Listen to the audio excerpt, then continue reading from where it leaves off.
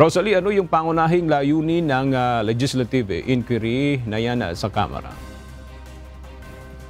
Layunin ng pagdinig ng House Committee on Public Order and Safety na makapaglaan ng pondo sa national budget para tulungan yung mga tauhan ng pulisyang apektado sa kanilang duty bunsod ng anti-drug campaign ng nakalipas na administrasyon. Partikular na yung mga pulis na nahaharap sa mga kaso kaugnay ng mga operasyon kontra illegal na droga. Meron ding mga tauhan ng pulisya na nasawi at mga nasaktan dahil sa anti-drug operations. Batay sa ulat ng Directorate for Personnel and Records Management ng PNP, 312 na mga pulis yung nasawi sa anti-drug war mula 2016 hanggang 2022. 974 naman yung nasugatan.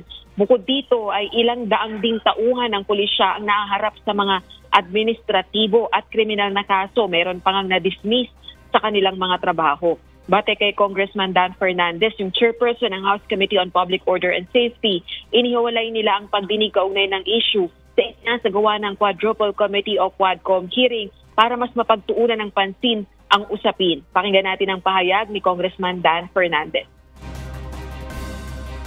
Kasi nakikita natin sa Quadcom kasi basically maraming focus eh.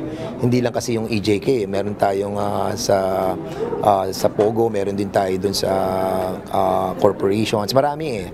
Ang naramdaman namin, didiscuss ko to sa mga chairman and we decided na i-separate na lang para hindi makakain ng oras sa Quadcom. And since na wala naman akong hinihiring na iba sa public order, so we decided na dito na muna sa committee natin. Hanggang sa mga oras na ito ay nagpapatuloy ang pagdinig ng House Committee on Public Order and Safety kaugnay nga ng mga kalagayan ng mga pulis na ito na kumakaharap sa mga sari-saring kaso bunsod ng inilunsad na anti-drug war ng nakalipas na administrasyon. Balik sa iyo, Aga. Maraming salamat, Rosalie Coos.